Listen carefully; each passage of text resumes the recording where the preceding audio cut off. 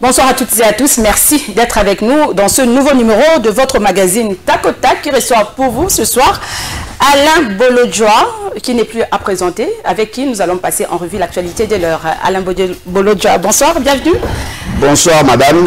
Dans Tac au Tac, comment allez-vous? Oui, Dieu fait grâce. En tout cas, merci beaucoup pour l'opportunité. Ah, d'accord. Alors, comment se porte votre parti? Les BAT? Oui, les BAT c'est bas. Justement pour s'organiser, mais aussi avoir plus de ancrage sociologique. Et je crois que c'est la conditionnalité première pour que nous arrivions effectivement à prétendre accéder au pouvoir. Et dans le cadre de la journée du 30 juin, vous organisez quelque chose? Oui, nous organisons une activité à Kisenso, réservée essentiellement à nos membres. On va essayer de réfléchir sur l'indépendance d'hier, d'aujourd'hui et de demain. Ah, qu'est-ce qui a changé? Est-ce qu'il y a évolution? Parce que c'est dimanche, c'est déjà le 30... 64 ans, hein? Oui, 64 d'indépendance. 64 ans après, qu'est-ce qui a changé? Est-ce qu'on a évolué? Est-ce qu'on a progressé, régressé? Est-ce que nous sommes capables de nous maintenir dans l'indépendance après cette année? Je me suis toujours posé la question, sommes-nous vraiment indépendants? Sur le plan textuel, oui. Mais dans la faisabilité, nous dépendons excessivement des autres États. Aïe, oui. Donc c'est grave, espérons seulement. Bon. Il y a un monsieur qui m'a dit, il ne faut pas trop espérer. Avec vous, c'est toujours espérer, espérer, espérer. Mais bon, on garde quand même espoir. Hein. C'est vrai que vous êtes un opposant. Vous avez toujours été un peu pessimiste, tout ça. Ah bon? Réaliste par contre. Par rapport à tout ce qui s'est passé à la gestion de Fathi, comment sa façon de gérer les pays. Mais il ne gère même pas. Il subit les événements. Il subit les événements. Il ne gère pas. Eh bien, alors, entrons directement dans le vif du sujet. Vous êtes un opposant. Alors, la question du porte-parole de l'opposition divise, hein, vous le savez, l'opposition elle-même divise l'opposition elle-même. Comment analysez-vous cette question? Bon, c'est déjà une bonne chose. Cela prouve à suffisance que l'opposition existe, que l'opposition est dynamique, que l'opposition est plurielle. Parce que nous ne pouvons pas avoir l'unanimité sur tout. Ce qui est vrai, le constituant voulait assez que nous ayons une démocratie consensuelle. Et même si vous regardez dans nos institutions, on a tout fait justement pour qu'il y ait une sorte de dialectique, la thèse, l'antithèse, pour que nous ayons la synthèse. À chaque niveau des institutions politiques, en dehors du gouvernement et de l'institution président, vous prenez le Parlement, on a voulu effectivement qui est la représentativité de plusieurs partis politiques. Et vous allez au niveau provincial, la même réalité. Alors, comme il y avait une crise en 2006-2007, un opposant ou une famille politique a réfléchi sur comment pallier à cette situation. Ils nous ont fait la proposition d'une loi portant statut de l'opposition. Et dans cette loi, on a prévu effectivement qu'il y ait un porte-parole. La première précision, cela ne résulte pas de la Constitution, mais ce n'est pas inconstitutionnel. Voyez-vous? Parce que déjà, la Constitution a prévu dans ses dispositions l'existence de l'opposition, a reconnu l'existence de l'opposition. Et pour que cette opposition soit organisée, on a proposé cette loi organique qui met en place qui crée la fonction ou les statuts de porte-parole. Mais tout ça revêt un caractère éminemment politique. C'est-à-dire que ceux qui voulaient avoir le porte-parole, c'était MLC. Parce que au regard MLC, au regard des enjeux de l'heure, ils se sont rendus compte que Bemba ne pouvait pas briguer à la fonction du président de la République. Et donc, il fallait créer une coexistence pacifique entre les deux partis. C'est comme ça qu'ils ont fait la proposition. Mais de 2007, bon, prenons 2008, jusqu'en 2011, il n'y a pas eu de porte-parole de l'opposition. Et pourtant, Bemba pouvait, n'est-ce pas, profiter de ça. Mais pourquoi il n'a pas profité de ça? Justement parce qu'il n'en voulait pas. Le fait d'avoir contesté le processus électoral... Si j'ai pu comprendre, depuis la promulgation de la Constitution, il n'y a jamais eu de porte-parole. Jamais, on n'a jamais eu un porte-parole de l'opposition. De 2006 à 2018, rien. Jusqu'aujourd'hui, on n'en a pas. Oui. En 2011, Étienne Tshisekedi était deuxième par rapport à la publication. Il n'a jamais accepté d'être porte-parole de l'opposition. En 2018, Fayoulou non plus. Alors, quelle est la particularité de cette fois-ci? Pourquoi les gens veulent-ils avoir un porte-parole? C'est justement parce qu'ils savent qu'en ayant un porte-parole, dans leur entendement, ils vont réduire, n'est-ce pas, le pouvoir ou l'espace de manœuvre de l'opposition. Ah bon? Justement parce qu'ils ont l'intention de changer la Constitution, et au niveau international, s'il y a un porte-parole, ce porte-parole va prendre la parole comme le mot l'indique. Il va vous dire non, voilà, quand même que nous n'ayons pas accepté les changements de la Constitution, mais nous prenons acte. C'est ça l'intention de M. Félix Tshisekedi. Alors de l'autre côté, il y a son frère Moïse Katumbi, qui tient mordicus à rafler le poste, justement parce qu'il a l'intention de donner à son parti la possibilité d'avoir un porte-parole qui a rang de ministre d'État. Voyez-vous, nous considérons de notre part, il est en droit, n'est-ce pas? Il est en droit de convoiter. Il a plus de députés quand même, hein. C'est lui qui a député à l'Assemblée nationale. Il a plus de députés par rapport à quelles élections? Des élections contestées ou par rapport à une autre élection qui nous échappe? Parce qu'il a contesté les résultats. Voyez-vous? Mais c'est votre spécialité, hein, l'opposition. Non, mais qui est contesté. Depuis 2006, il y a toujours eu contestation. Oui, mais celui qui est aujourd'hui, qui assume la fonction du président, a eu aussi à contester. Voyez-vous? C'est-à-dire que lorsque la transparence n'est pas garantie dans le processus électoral, et naturellement, ceux qui contestent ont toutes les raisons de le faire. Moïse Katumbi a contesté les résultats tels que publiés.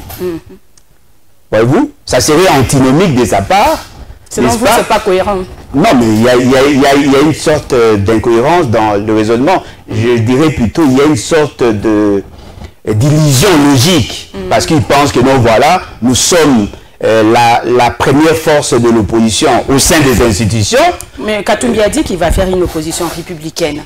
Il va combattre les autres. À l'intérieur, dans l'Assemblée nationale, il faut qu'il y ait une voix pour l'opposition, la population. Ben voilà. C'est un droit. Pourquoi vous êtes contre? Non, on n'est pas contre sa démarche. Mais il ne peut pas engager tout le monde. Si lui, il est en droit d'accepter de faire... Fayulu a rejeté... oui, il est en droit, voilà. Cette Kikouni, tout ça... Oui, il est en droit de le faire. Si lui, il est libre de faire de mauvais choix, nous ne sommes pas obligés de faire de mauvais choix comme lui. Donc, selon vous, c'est un mauvais choix? Non, mais il n'est caractérisé que par ça, en fait. Vous faites comme Etienne Tshisekedi, la politique de la chaise vide. Oui, mais la politique de la chaise pleine ne sert pas à la population. Mais, mon Dieu, c'est pas possible. Mais bon, selon vous, qui doit être porte-parole? Donc déjà, vous rejetez ce poste à chaque fois. Qui doit être porte-parole de l'opposition? C'est lui. Entre Moïse Katumbi et Martin Fayulu. Non, mais sur base de quoi vous posez cette question, madame? Sur base de quoi? Parce qu'apparemment, la variante que vous voulez utiliser sur cette question, c'est par rapport aux résultats publiés. Voyez-vous? Alors que nous contestons l'organisation des élections. Si vous me posez la question entre Moïse Katumbi et Fayulu, sur base de quoi? Pourquoi pas Alain Bolodjoa? Pourquoi pas Seth Kikoumi? Pourquoi pas un autre monsieur, Franck Diongo? Pourquoi pas Nico Maïngele? Pourquoi seulement vous citez ces deux noms-là? Justement parce qu'on a conditionné les Congolais par rapport au processus électoral, la fraude électorale qui a été organisée en 2023. Si les élections ont été bien organisées, peut-être que Moïse Katumbi serait président. Alors, on vous a ravi le droit d'avoir de bonnes élections, mais on vous conditionne pour dire, voilà, vous avez été deuxième. Mais qui lui a dit, qui a certifié qu'il était deuxième? Peut-être qu'il était premier. Alors, comme nous ne croyons pas en la sincérité de Kadima et de sa bande, nous considérons que tout ce qui en résulte doit être rejeté. Si lui considère qu'il est premier avec le peu de députés qui sont là, je ne sais pas en quoi cela est bénéfique pour le peuple. Parce que non seulement il n'a pas une voix qui porte, mais au-delà de ça, il est en train de cautionner la forfaiture électorale. Donc, selon vous, Katumbi, s'il acceptait ces postes, il tend la main à Fachi. Il va non, mais il a déjà fait, hein, madame. Une fois de plus. Il a déjà fait, hein. Katumbi, c'est un Tshisekediste déjà au départ. C'est un Tshisekediste. Oui, Katumbi, c'est un Tshisekediste. C'est lui-même qui l'a dit. Il n'est pas le seul. Katumbi, c'est un Tshisekediste. Lorsque il était encore avec nous dans l'opposition, il a préféré rejoindre son frère. Et nous avons des vidéos où les membres d'ensemble déclaraient en public que ce sont eux qui auraient financé l'UDPS pendant qu'ils soutenaient encore Fayulu. Vous comprenez? Et après, il a préféré aller vers Félix Tshisekedi. Et après, il a tracé une ligne rouge qui a été franchie. Mais il a préféré quand même rester. Aujourd'hui, il rejoint son frère. Si la famille est bien en Amérique, c'est ça la philosophie, Nekongo. Donc c'est ça la philosophie selon vous. Alors il paraît que dans l'opposition, il y a des consultations. Si vous pouvez un peu nous parler. Oui, il y a une consultation qui a été initiée par mon aîné Lubaya, Claudel et Seth Kikouni. Ils nous ont conviés à y prendre part, nous avons participé. Ils nous ont donné les grandes lignes.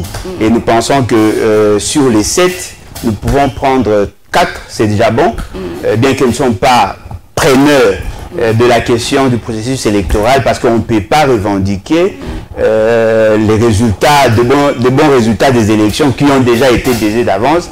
Mais pour le reste, nous sommes prêts, nous prenons le risque de nous associer dans ce combat, parce que l'essentiel pour nous, c'est de protéger les intérêts de la nation. Peut-être que les gens ne le savent pas ou ne les sentent pas. La nation est en danger. Et donc, nous devons, nous, conjuguer nos efforts ensemble pour que nous arrivions effectivement à donner la chance aux générations futures de ne pas vivre nos réalités. Bien, nous avons quand même approché un ancien proche de Martin Fayulu, Ados Ndombassi, qui qui s'est attaqué à l'opposition. Il dit que l'opposition doit se réinventer, l'opposition est faible, l'opposition n'existe plus, vous êtes là juste pour vos intérêts égoïstes, vous n'avez pas été à mesure de présenter un candidat commun de l'opposition lors des élections, c'est toujours ça, vous partez toujours en ordre dispersé, et aujourd'hui, ces postes de porte-parole, vous divisez encore. Donc il faut une nouvelle génération. Il faut une nouvelle génération des opposants. Que répondez-vous à je ne sais pas si vous avez vu sa sortie médiatique. Non, je n'ai pas suivi. Je pense qu'il y a quand même du bon dans ce qu'il a dit. Hein, nous ne devons pas être trop fatalistes sur ces genres de questions. Déjà, par essence, l'opposition doit être plurielle. C'est ça la volonté du constituant. C'est-à-dire qu'on ne peut pas avoir l'unanimité sur toutes les questions. Et puis deuxièmement, l'opposition n'a pas besoin d'avoir un candidat commun pour gagner aux élections. Si vous dites ça, vous contredisez ce qui a été fait en 2018. L'opposition avait plusieurs candidats, mais ce n'est pas le candidat du pouvoir qui a été proclamé élu. Apparemment, dans sourdine, on veut nous dire que Félix Tshisekedi est une invention des Kabila. Voyez-vous, on peut avoir plusieurs candidats, mais gagner aux élections. Parce que si Félix Tshisekedi a été réellement élu en 2018, on comprendrait directement que l'opposition avait plusieurs candidats, mais c'est l'opposition qui aurait gagné. En 2023, l'opposition avait plusieurs candidats, bien que Félix Tshisekedi en avait aussi. Il avait aussi ses candidats à lui, voyez-vous, parce que sur la liste, il y avait d'autres candidats qui appartenaient à la famille politique de M. Félix Tshisekedi. Il a créé des candidatures pour rire, voyez-vous. Mais au regard des données sociologiques, si on avait publié les résultats de la première journée, probablement que Moïse Katumbi serait proclamé élu. Et donc, le fait seulement que les dispositions de loi n'ont pas été appliquées, on ne peut pas rendre responsable l'opposition. Et puis deuxièmement, l'opposition n'est pas un parti politique. L'opposition est plurielle. Si on considère que Martin Fayulu est fragilisé, Moïse Katumbi est fragilisé, mais ce n'est pas ça l'opposition. Notre frère Ados Ndombassi est dans l'opposition. Il n'a qu'à organiser son parti et à récupérer le leadership s'il le veut. Parce qu'on risque de créer une sorte de carcan où on voudrait nous faire voir que l'opposition se fait. Vous avez pour habitude de former des blocs. Oui, mais pas ça n'aboutit pas. Et c'est pourquoi, à chaque fois, il y a toujours cette division, tout ça. Non, il n'y a pas de division. Vous n'arrivez pas à vous mettre d'accord. Madame, nous partons déjà de la dialectique. On ne peut pas avoir une pensée unique dans un système. C'est comme si la vraie opposition, c'était à l'époque de l'UDPS, hein, aujourd'hui au pouvoir. Mais on ne sent plus vraiment l'opposition. Non, mais je vais vous démontrer que même à l'époque de l'UDPS, il n'y avait pas l'unanimité. Etienne Tshisekedi a refusé de participer aux activités convoquées du 19 au 21 janvier 2015. C'est Martin Fayulu, non, c'était Martin Fayulu, Vital Kamerhe, Mama Bazaïba qui ont convoqué cette activité. 3 jours après, il s'est ressaisi, il a voulu faire la récupération, ça n'a pas tenu. En ce moment-là, cette action a joué en faveur de l'opposition et de la population. En 2006, il y avait plusieurs candidats de l'opposition. Heureusement pour nous, à cette époque, nous sommes décidés, parce que Bemba était le mieux élu de l'opposition, nous avons préféré créer un bloc pour soutenir sa candidature en 2006. En 2011, Étienne Tshisekedi n'était pas le seul candidat de l'opposition. Il y en avait plusieurs. Il n'y a pas d'innovation jusque-là. Ce qui est important, on doit créer des dynamiques, des regroupements sur base de la philosophie et de la doctrine. On ne doit pas considérer des organisations ponctuelles, conjoncturelles, comme des alliances en tant que telles. Comme aujourd'hui, je suis avec mon frère Seth Kikouni, avec Claudel Lubaya, mais je ne suis pas militant de leur parti politique. Alors, si nous arrivons à mettre en place cette dynamique, c'est par rapport à une question précise. On n'est pas en alliance. Voyez-vous? C'est-à-dire qu'on ne doit pas créer une sorte de cliché sur l'opposition. L'opposition, ce sont des partis politiques, ce sont des regroupements politiques. Ceux qui veulent se mettre ensemble pour des questions spécifiques vont le faire. Est-ce que vous savez que Rassop a échoué? Mais ils étaient tous ensemble, mais ils ont échoué. Parce qu'ils n'ont pas su imposer leur dictat dans la société. Et l'essentiel des actions qu'il menait, il les menait grâce à l'Église catholique. Lissanga Bongangue est toujours là. Non, mais il a fait une déclaration disant qu'il soutenait Félix Tshisekedi naturellement au regard des dispositions pertinentes de cette fameuse loi. Il n'est plus opposant. Ah oui, il n'est plus opposant. Ben voilà. Alors, il est délimité du côté de maman, en fait. En tout cas, qu'est-ce qui se passe entre vous et Moukébaï, Mike Moukébaï? Je vois un peu Moukébaï là sur les réseaux sociaux. Oui, mais là, vous voyez quoi de mon côté? C'est pourquoi je vous pose la question. Voilà, c'est passé, vous vous êtes attaqué à Moïse Katumbi ou comment par rapport à ce poste de porte-parole de l'opposition qui fait couler beaucoup d'encre? Vous me posez la question sur le problème qu'il y aurait entre moi et Mike Moukébaï et vous citez Moïse Katumbi. Mais là, il est en train de vous contredire là. Je ne sais pas si vous êtes passé sur un plateau de télé, vous avez dit... Oui, en fait, le problème c'est que personnellement, je n'ai pas de problème avec lui. Voyez-vous, c'est quelqu'un que je considère beaucoup. Je ne prendrai pas les risques de passer à la télé pour m'attaquer à lui.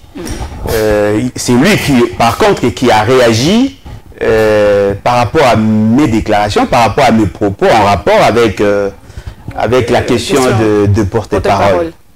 Alors, il a tenté, n'est-ce pas, il a tenté de réagir, et en réagissant, il a consolidé davantage mon postulat. Il a dit que j'aurais commis une erreur en soutenant que Bemba avait refusé.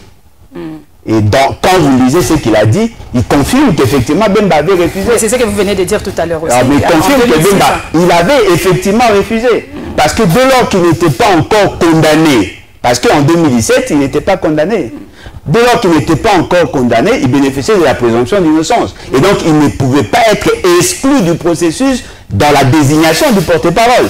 Même si ce n'était pas la personne physique de Jean-Pierre Bemba. Il y a certaines dispositions qui prévoient qu'on pouvait aussi choisir une personne, même en dehors du Parlement. Et donc, Bemba pouvait aussi proposer François Béa et François Mwamba. Oui. Ou sinon, son ami intime, mon vieux, j'ai oublié son nom, il pouvait aussi le choisir. Voyez-vous? Il a refusé d'être là. Pourquoi?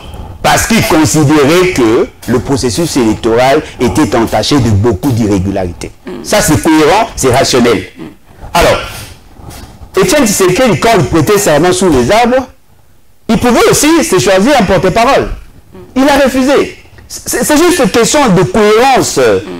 Vous ne pouvez pas rejeter en bloc les résultats et en même temps chercher à profiter du résultat. C'est antinomique, maman. Bien. Alors, ces postes de porte-parole de l'opposition, est-ce juste un poste comment pour jouir des avantages ou il y a un travail à faire? Bon, c'est là... Contre le pouvoir en place. Non, il y a un travail à faire. C'est là, en fait, le paradoxe qu'il y a entre l'intention première... Il y a un budget. Non, mais effectivement, mais apparemment, c'est ce qui intéresse tout le monde. Je peux comprendre que cela soit désiré par ensemble. C'est 2 millions. Non, mais attendez. Moïse Katumbi est réputé d'être un homme riche. est réputé d'être un homme qui libère facilement. Et je pense que, d'après ce qu'on me dit, on aurait déjà alloué un budget pour réagir par rapport à ce que je dis. Il considère que je suis au service de quelqu'un et je serai utilisé par quelqu'un. C'est-à-dire que ils sont... quelqu'un qui... Non, mais voilà, c'est à eux de répondre à cette question. C'est-à-dire que pour eux, quand on contredit ce que Moïse Katumbi fait, on est certainement instrumentalisé. Mais quand je défendais Moïse Katumbi, je n'étais pas instrumentalisé. Voyez-vous? Le problème, c'est que c'est ce qui intéresse tout le monde. La fonction du porte-parole, ça confère à la personne un certain nombre d'avantages. Il est considéré comme ministre d'État et naturellement, il a droit à la sécurité, il a droit au voyage, il a droit à un cabinet, il a droit au véhicule, il a droit à la considération sociale. C'est ce qui intéresse tout le monde. Et de ce fait, il aura un staff. Dans son cabinet, il va caser 2-3 personnes, il aura une dotation, il va fonctionner en tant que ministre. Alors, dans la faisabilité, qu'est-ce qu'il va apporter? Il va commencer à analyser certains faits de la gouvernance et faire des critiques, et généralement en termes de texte. Il peut prendre parole au nom et pour le compte de l'opposition. Attention, institutionnelle. Mais apparemment, cette fonction-là vous rapproche davantage de ceux qui sont au pouvoir. Voyez-vous, vous avez l'intention d'avoir une opposition républicaine. Républicaine. Moi, je ne me reconnais pas en vous. Mais c'est quoi une opposition républicaine? Non, mais c'est ça, en fait, la confusion qu'il y a. Oui, parce que... On considère Moïse Katumbi et les autres oppositions républicaines. Radical, opposition radicale, opposition à radicale, opposition résistance, ça prête à confusion. Dans la Constitution et surtout la loi, on fait mention de deux types d'institutions et deux types d'opposition. Opposition institutionnelle et opposition non institutionnelle. Moi, je suis dans l'opposition non institutionnelle. Je conteste la légitimité des institutions. Si vous prétendez être opposition institutionnelle, à l'issue des résultats que moi je conteste, je vous conteste aussi. Mais la démarche de Moïse Katumbi est institutionnelle, non? Non, mais effectivement, sa démarche est institutionnelle. Mais il y a une dimension sociologique que lui ne maîtrise pas. Il ne sera pas mon porte-parole. Et donc, naturellement, j'ai le droit de contester ce qu'il fait. S'il veut faire des choses comme notre frère Constant Moutamba a fait, il n'a qu'à demander et puis ça va évoluer. Parce qu'apparemment, l'impression que ça donne, surtout que l'intentionnalité vient de M. Félix Séké, c'est lui qui a insisté pour la mise en place, alors que son père avait refusé. Lui, n'a pas besoin d'un porte-parole de l'opposition. Il a besoin d'un porte-parole dans l'opposition. C'est-à-dire que quand lui veut faire passer un message, il passe par le biais de la personne. Donc, c'est pratiquement comme un ambassadeur itinérant proche de l'opposition. Ah bon? Alors, essayez de vous imaginer, on dit non, voilà, votre porte-parole Moïse Katumbi vient de faire une déclaration. Il n'est pas mon porte-parole. Parce que sociologiquement, il ne représente rien pour moi. Politiquement non plus. Mais voilà, c'est-à-dire que s'il veut être porte-parole au niveau institutionnel, il semble oublier qu'il a déjà un rapporteur adjoint. Il a déjà un poste au niveau des institutions. Alors, la personne qui assume la fonction de rapporteur adjoint représente cette opposition institutionnelle au niveau du bureau. C'est simple. Alors, lui, il a besoin des avantages, il n'a qu'à aller. Nous qui pensons que le combat... Vous n'avez pas besoin des avantages, vous n'avez pas besoin de ça. Madame, si le peuple ne se retrouve pas, ça ne sert à rien. Ça ne sert à rien. La vie est chère, mais on ne sent plus l'opposition dans les rues. Mais s'il y a des opposants républicains, s'il y a des opposants républicains, ils vont justifier. Vous êtes essoufflé ou comment Non, mais madame, nous sommes trahis. Vous êtes économiste, n'est-ce pas? Oui. Vous voyez ce qui se passe avec le taux d'échange, tout ça. La vie est trop chère, donc... Oui, mais dans l'opposition dite républicaine, qu'est-ce qu'on fait dans ce cas? On avait besoin d'une voix à l'Assemblée nationale, une porte-parole de l'opposition qui va défendre quand même la population. Non, mais ils sont au nombre de, je crois, une trentaine là-bas. Oui, qui prétendent 3 députés. Ils sont au nombre de 30. Oui. Qui prétendent être cette opposition dite républicaine. Mais ensemble, et puis Matata juge vos réactions d'immature. Oui, mais lui qui est trop mature. Nous attendons le résultat. Parce qu'on ne doit pas chercher à avoir l'unanimité sur toutes les questions. Qui ont réagi? Est-ce nous ou ce sont eux qui ont réagi? Qui a commencé les débats sur le porte-parole de l'opposition? Ce n'est même pas l'opposition, c'est le pouvoir. C'est le pouvoir qui a besoin d'un porte-parole. Vous mordez à l'hameçon et vous pensez que nous sommes immatures. Oui, Félix l'a dit à son investiture, à son discours, hein, qu'il avait... Oui, ils ont répondu à son invitation, maman. Ils ont répondu à son invitation. Quand votre chef vous appelle, répondez. C'est la moindre des choses. Mais c'est votre chef aussi, c'est votre président. Non, il n'est pas mon chef. Il est président de la République. Oui, de fait. Pas selon l'esprit de la Constitution. Bien, alors, je ne sais pas par rapport à cette question, on va passer à autre chose. Donc, vous rejetez ces postes, ça ne sert à rien. Non, nous ne rejetons pas le poste, mais les conditions ne sont pas réunies pour que nous ayons un porte-parole. S'il y avait de bonnes élections, probablement que l'opposition actuelle allait être au pouvoir. Ils ont boutiqué, et à la fin, on se rend compte que ce sont les victimes qui se précipitent d'aller prendre les autres. Peut-être que vous serez surpris d'apprendre que l'essentiel d'entre eux étaient déçus des résultats des élections. Essayez de vous imaginer. On leur avait dit, dès lors que vous n'aurez pas un représentant au niveau de la CENI, il vous sera difficile, vous m'avez reçu ici, j'avais insisté sur ça, c'est-à-dire que dès lors que vous n'avez pas respecté la loi portant organisation et fonctionnement de la CENI, il n'y aura pas de résultats. Vous avez vu aussi le rapport de l'ECC et puis l'Église catholique par rapport aux élections. Hein, non, mais les élections ont été chaotiques. Ils le savent, ils le disent aussi. Ils ne veulent pas vivre sans fonction. C'est ça en fait. C'est-à-dire que les politiciens congolais s'accrochent à leurs intérêts. Vous avez une opposition institutionnelle, oui, nous prenons le risque d'y croire. Avez-vous la capacité de changer ne fût-ce que d'un iota les décisions qui seront prises là-bas? Je dis non. Alors ça sert à quoi?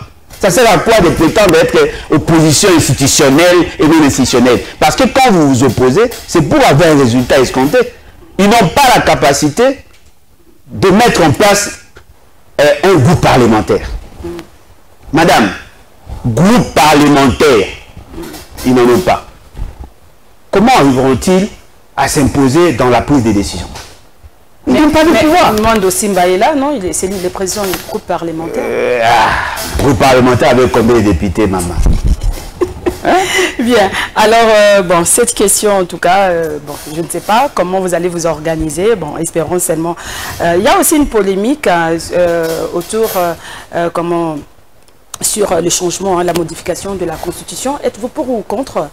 La question doit être précise. Modification, changement. Ben, il y a de ceux qui disent qu'ils veulent changer, qu'on change la Constitution. Oui. Il faut un autre contrat social pour que les choses changent. Pourquoi doit-on annuler les premiers contrats? Quelles sont les faiblesses? Commençons par là. Parce que nous risquons d'aller dans tous les sens. Ils doivent être précis. Ils veulent réviser la Constitution. Ils veulent la changer.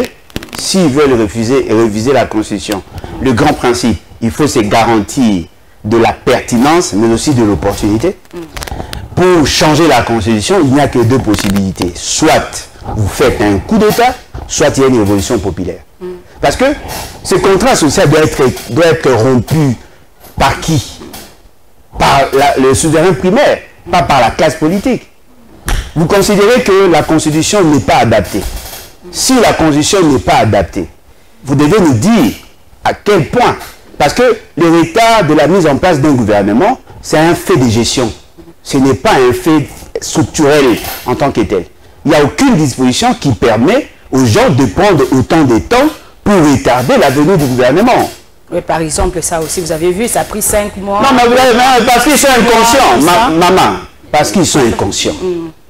Il vous souviendra que l'informateur avait déposé, en dehors les 2 semaines qui suivaient, son rapport. Ça a été rejeté. Il a été reconduit dans sa mission pour prendre cette fois-là 2 mois. Et donc, vous pensez que c'est dû à la Constitution? Comment quelqu'un qui vient vous rendre un rapport? Sa mission était quoi? Juste de constater la majorité. Il a une coalition, en fait. Il a constitué la coalition en dehors de 10 jours. Alors, pourquoi cela a traîné? Vous prenez par rapport aux 4 missions de l'Assemblée nationale. Oui. Ça pouvait se faire en 1 mois. Qui fait quoi? Parce que la validation du mandat, la convocation a été faite 15 jours après. La validation du mandat s'est fait 1 jour. Le règlement intérieur pouvait se faire en 1 semaine. l'organisation des élections pour avoir le membre du bureau, ça pouvait se faire 2 jours après. C'est-à-dire qu'ils ont retardé et ils pensent qu'on doit effectivement changer les constitutions. Comme c'est un problème d'homme. Parce que tout ce qu'on nous dit là, on ça, c'est un problème d'homme. C'est un problème d'homme, il faut que le système change. Non, il faudrait qu'on change des hommes. Des hommes et non le système. Non, mais maman, on commence l'émission, il y a un régisseur, vous posez des questions. N'est-ce pas que l'émission passe bien? Si vous me posez des mauvaises questions, ou sinon si le réalisateur ou le régisseur n'arrive pas à faire de prise de vue qu'il faut, on doit changer le nom, le cahier des charges de l'émission, ou on doit faire partie le régisseur. Si Félix Tshisekedi est incompétent, on n'a qu'à le mettre de côté. Est-ce que c'est vraiment lui le problème? Non, mais c'est lui qui a soulevé le problème, en fait. Si rien n'est vendu dans le pays, c'est Félix Tshisekedi. Non, mais madame, dites-moi, quel est le point de blocage dû à la Constitution, actuellement, tel que nous sommes là? Dites-moi, vous pensez que la question de taux d'échange dépend de la Constitution? Pensez-vous que la question sécuritaire dépend de la Constitution?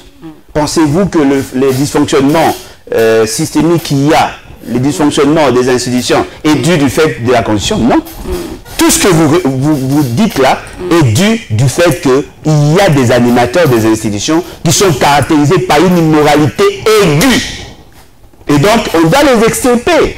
Vous n'avez pas changé de véhicule parce qu'il y a un problème de qualité des carburants, maman. Non, changez juste le carburant. C'est tout. Mettons de côté Félix Tshisekedi. Je vais vous démontrer que c'est ambigu ce qu'ils disent. Mais à l'époque de Kabila, il fallait mettre de côté Kabila, parce que Kabila doit partir, il n'a rien fait. Mobutu à l'époque, c'était pareil. Oui. Et aujourd'hui, Félix Tshisekedi encore, c'est un problème d'homme. Oui, c'est un problème d'homme. Et ce problème a été résolu comment? Ce problème a été résolu comment? Parce que vous n'avez cité que des hommes. Vous n'avez pas dit comment on devait procéder. C'est un problème d'homme. Nous avons opté pour les élections. Nous avons voulu assez que nous ayons effectivement les élections. Est-ce que nous avons eu de bonnes élections?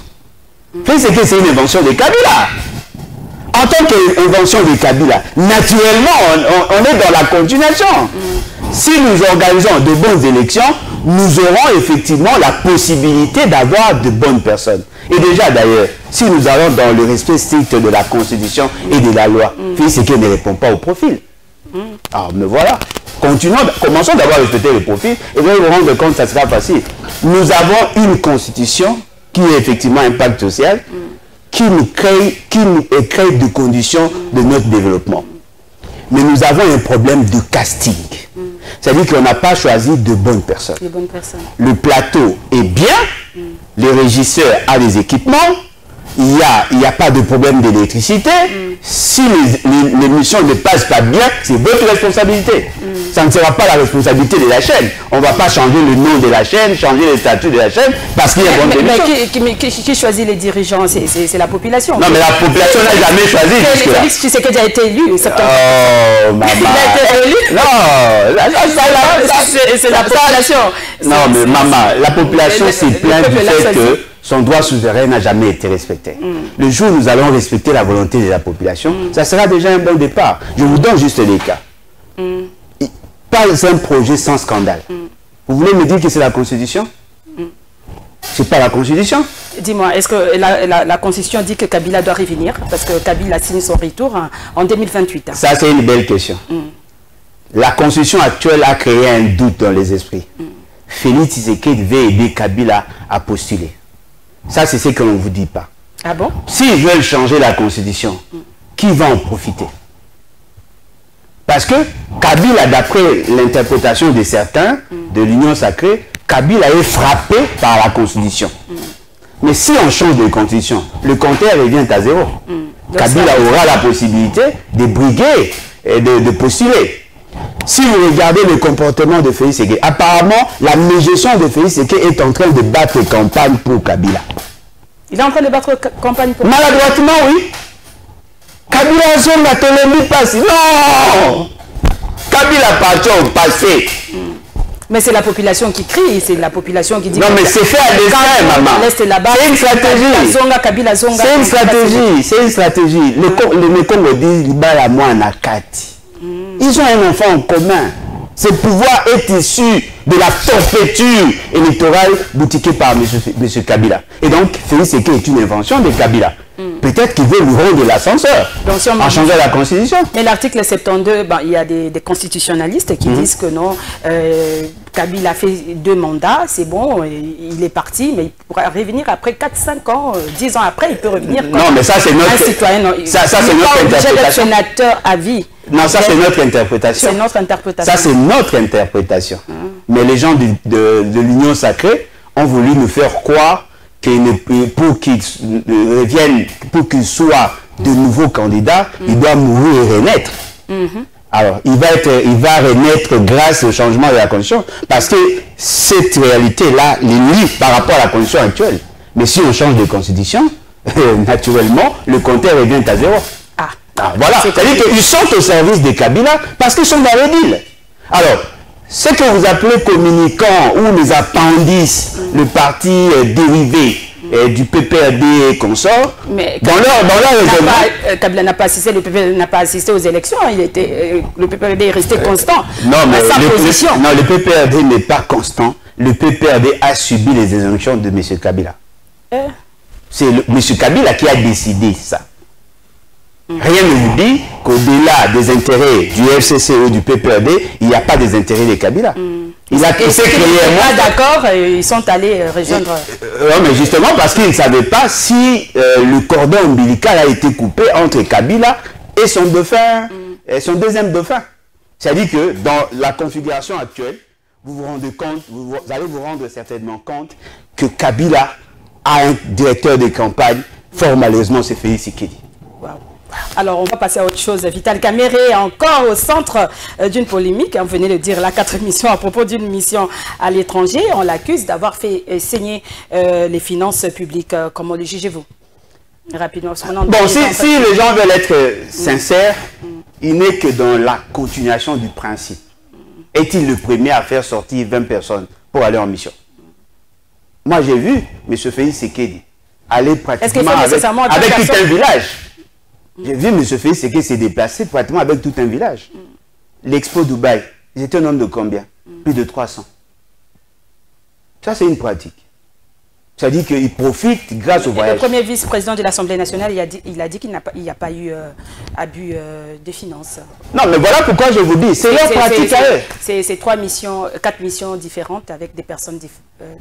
Non, mais voilà pourquoi j'ai dit, c'est leur pratique à eux. C'est-à-dire qu'ils veulent multiplier de voyages, c'est comme ça qu'ils vivent. Ce que j'ai dit, c'est Félix Tshisekedi qui l'a dit. Et je prends un témoin. Hein, mais il a dit que non, les députés gagner 5 000 $, mais avec tout ça, ça peut... Non, le problème c'est que M. Félix Tshisekedi vit grâce au voyage. Il a dit ça à Christian Lusako, non? Et à Françoise Bouela, à l'est du pays, dans l'est du pays. C'est-à-dire que si vous voulez créer des opportunités, multipliez le nombre de voyages. C'est leur pratique à eux. Mais la grande question, nous allons dépenser 1 million de $ pour gagner combien? Parce que, au regard des besoins existentiels de l'État, il y a des secteurs qui manquent même 100 000 $ pour bien fonctionner. Ne sentez-vous pas que la ville est sale? Parce que les éboueurs n'ont pas été pris en charge. Ils ont besoin de combien? 100 $ par personne. Si on peut en avoir 10 000, ça fait 100 000 $. On n'a pas 100 000 $ à donner à 1000 personnes pour rendre la ville propre. Mais on a 1 million de $ pour donner à 22 personnes et aller... je ne sais même pas pourquoi ces gens-là iront là-bas. Ils vont faire quoi? Ce sont là des grandes questions. C'est-à-dire qu'il n'y a pas rationalité dans la gestion. Et je comprends pourquoi. Parce qu'ils sont venus là justement pour sucer les finances publiques. S'il n'y a pas de détournement, il y a surfacturation. S'il n'y a pas surfacturation, il y a des voyages fantaisistes. Organisons notre administration. Il y a certaines représentations qui peuvent être faites par nos ambassadeurs, par exemple. On n'est pas obligé d'être partout. Non. Nous avons une administration qui doit fonctionner. Fachi qui a inauguré une avenue là qui porte son nom. Ouais, pour lui c'est ça l'essentiel. Fachi aussi, il a inauguré il y a une avenue. Des trains quand même. Où c'est pour la rappeler service national? Des trains là. Maman, moi je suis... Des Koulouna, des bâtisseurs. Maman, non, mais il y a des Koulouna. Il a réussi à transformer les gens. Kabila n'a pas réussi à transformer. Maman, il y a des Koulouna dans son gouvernement. Il y a des Koulouna dans son entourage, dans son sillage. Ces Koulouna-là sont bien vêtus, en cravate. Ce sont des Koulouna VIP. Maman, il y avait une avenue dans cette ville, l'avenue Bokassa. est-ce que Bokassa était un homme recommandable? On donne le nom à M. Félix Tshisekedi, on baptise une avenue au nom de Félix Tshisekedi. Pensez-vous qu'il n'y a pas eu de chop-chop, il n'y a rien eu? Certainement que les gens il y a ont eu des arrangements diplomatiques. Il paraît que mais voilà. On n'aura plus besoin d'avoir des visas pour aller au Tchad, hein, et les Tchadiens peuvent venir ici et les Congolais également. Oui, comme aussi nous pouvons aller au Rwanda sans visa aussi. Hein? Nous pouvons aller en Tanzanie sans visa. Ouais. Mais ça change quoi dans nos vies en fait? Alinguet est au cœur d'un scandale, je ne sais pas si vous avez suivi, hein, et puis il y a aussi cette affaire... D'un nouveau scandale en fait. Lampadaire et forage, l'ancien ministre des Finances a été blanchi, c'est Robota qui... Il n'a pas été blanchi. Il ne peut pas être blanchi parce que c'est cette association, vous les avez appelés comment de Koulouna? Bon, en fait, c'est cette association-là que nous fustigeons en fait. Qui dites que ce sont des... Le problème, c'est que les gens commencent à découvrir petit à petit ce qu'ils sont en réalité. Voyez-vous? L'essentiel de ceux qui sont autour de Félix, c'est qu'ils sont des criminels. Et fort malheureusement, ils ont une capacité de communication justement parce qu'ils ont l'argent. Ce qui nous cause du tort dans ces pays, ce sont ces communicants robots qui passent en longueur de journée dans des émissions pour parler des individus alors que le pays se meurt. Maman, ce monsieur a un passé que personne ne connaît, fort malheureusement. Mais c'est Alinguet. Il a un passé, maman. C'est pas une campagne de diabolisation? Non, mais oui, mais est-ce que son travail? Non, mais attendez. Il fait bien son travail par rapport à ce qui vous rend comme rapport. Fait-il bien son travail? C'est là le problème. C'est-à-dire que dans ces pays, il y a des gens qui ont tendance à minorer la capacité mobilisatrice de l'État, les recettes publiques de l'État. Cette pratique-là dénoncée par les gens qui sont utilisés par Nicolas Kazade et il paraît qu'il travaille avec des Indiens, avec Raobank, Alinguet, on ne comprend pas bien. Non, il faut comprendre. Non, il faut comprendre. Quand il n'était pas encore nommé, il avait des pratiques. C'est un spécialiste sur des questions de finances publiques, d'après ce qu'on nous présente. C'est-à-dire qu'il était inspecteur, il avait la possibilité d'aller vers les entreprises et leur dire, voilà, je vais réduire tout ce que vous aurez à payer, les dus à l'État, et en contrepartie, vous me donnez autant. Voyez-vous? Ça peut s'expliquer s'il était hors institutionnel, s'il était un expert extérieur.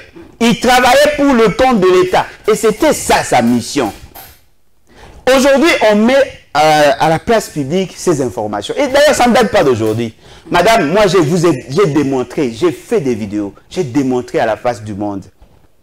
Le groupe Raoudji est cité dans beaucoup de choses.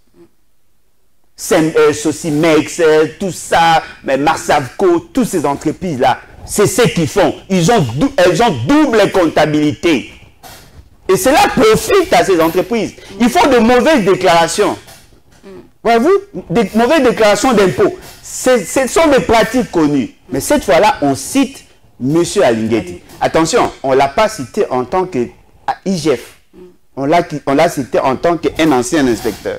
C'est-à-dire qu'il était dans les circuits, il a profité de son influence, de ses relations, et justement pour faciliter aux entreprises. Au lieu de payer 15 millions, on vous fait payer 3 millions et en contrepartie, on donne quelque chose. Alors, ces informations-là sont mises à la place publique. Il doit être interpellé. Il ne le sera pas. Mais qui contrôle Alinguet? Voilà, c'est son chef. Il travaille par procuration, par dérogation du pouvoir. C'est-à-dire qu'il est au service de Félix. Il a tout fait pour faire tomber Nicolas Kazadi et puis des guéguerres là entre lui et qui... Nicolas Kazadi. L'ancien ministre Nicolas Kazadi là. Oui, vous ne citez que des gens peu recommandables. Je peux vous démontrer que M. Nicolas Kazadi est effectivement un criminel économique, financier. J'ai beaucoup d'éléments. C'est votre spécialité. Non, beaucoup d'éléments. J'ai eu à publier il n'y a pas longtemps, une vidéo où lui-même déclarait avoir décaissé l'argent 2 fois pour un seul projet. Et il pensait que c'était normal. Je peux aussi vous démontrer qu'il y a des jeunes qui sont en prison, justement parce qu'ils auraient volé le DTO.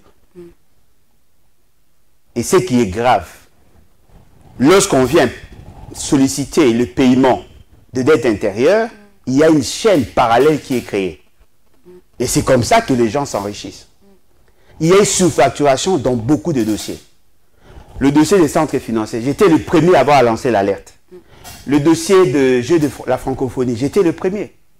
L'enveloppe globale des activités était estimée à 62 millions de dollars. On a décaissé plus de 330 millions. Toujours en urgence. Toujours en mode d'urgence. Et ça, c'est lui. C'est ça sa spécialité. Même avec il devait être arrêté. L'autre, là, 100 000 avec le boxeur. Là. Alors, je vous donne un élément de détail.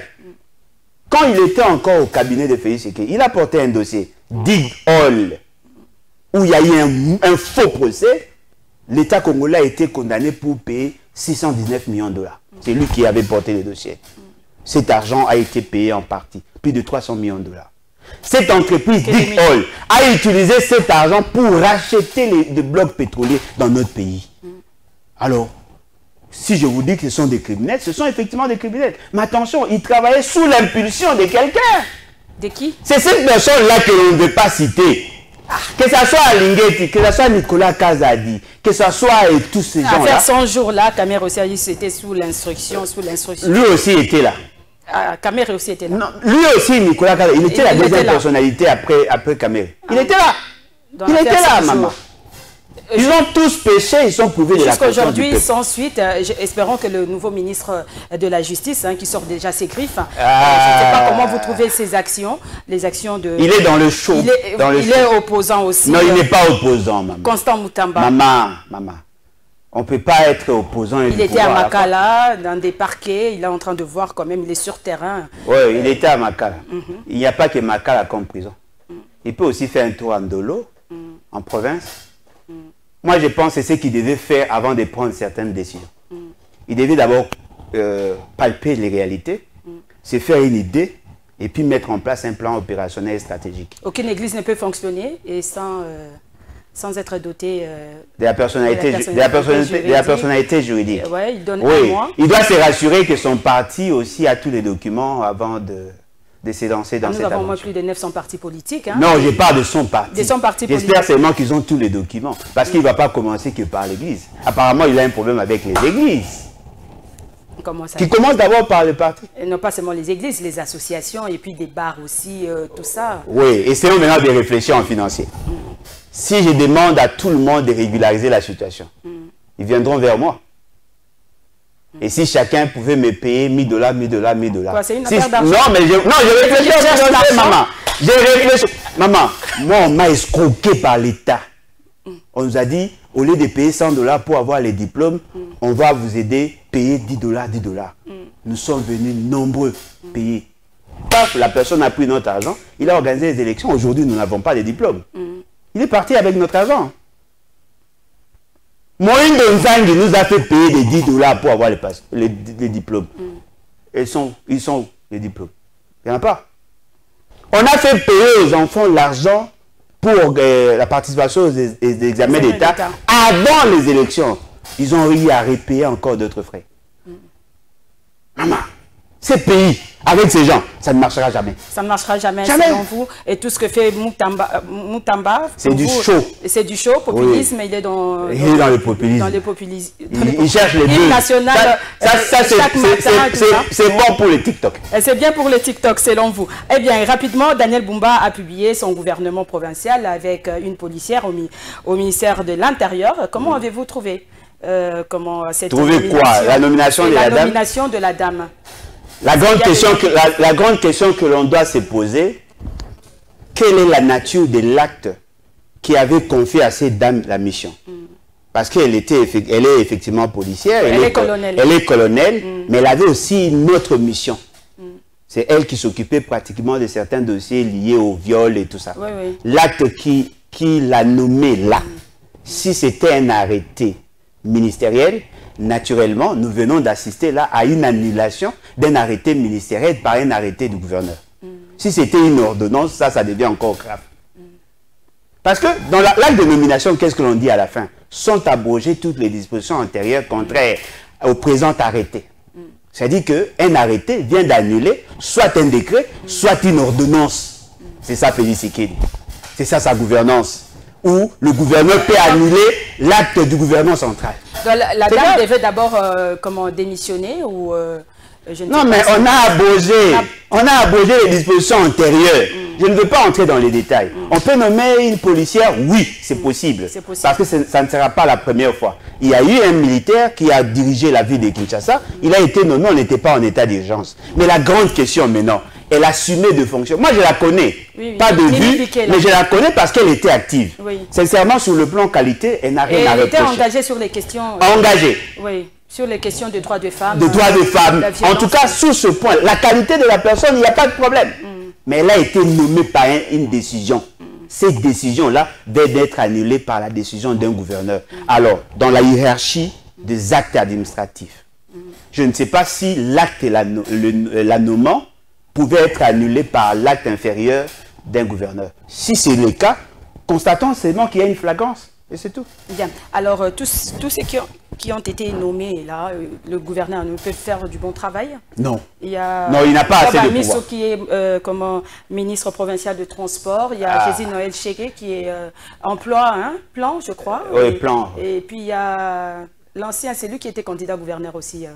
Il a travaillé avec Imbuta. Magloire Kabemba. Oui, Magloire Kabemba aussi. Oui, il y a Junior Nembale. Ils sont nombreux, des gens que vous connaissez certainement. En fait, ils assument... Ils peuvent travailler, est-ce que... Non. Ils vont échouer. Ils vont échouer. Je vous l'ai dit, madame. Déjà au départ, je demande à monsieur, il s'appelle comment? Daniel Bumba, le gouverneur. Bumba, monsieur Bumba, a-t-il la liberté de se choisir le membre de son propre cabinet? Sinon, il va échouer. Est-ce que ceux qui sont nommés seront en mesure de se choisir des membres de leur cabinet? Sinon, ils vont échouer. Parce que le parti va envoyer des militants et non des techniciens. Mais Augustin Kabouya l'a dit, hein, même avec le gouvernement souminois, il faut attendre que le parti envoie... Non, mais attendre, oui, mais le parti doit tenir compte de la qualité. Parce que je vois les ministres nationaux, ils auront le même problème. C'est-à-dire que vous êtes dans un département technique, mais on va vous envoyer des militants de partis politiques.